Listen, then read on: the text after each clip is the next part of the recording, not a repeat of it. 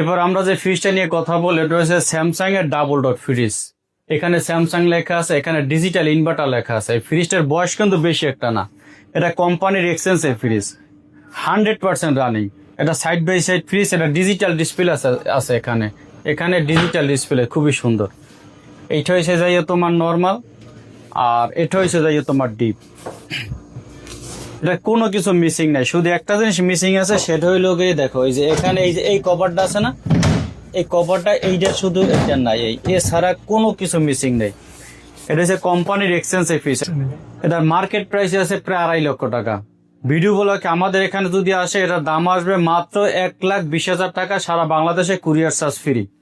আর এটা লিটার হয়েছে যাইয়া 552 লিটার। আমি কিন্তু ফ্রিজটার ভিতরে ঢুকে যেতে পারি ইচ্ছে করলে।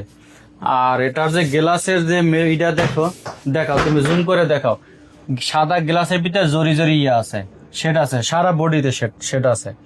এটা কোনো জং ফাটা বা ওই রকমের কিছুই নাই, সম্পূর্ণ রানিং একটা ফ্রিজ, কোম্পানির এক্সচেঞ্জের প্রোডাক্ট।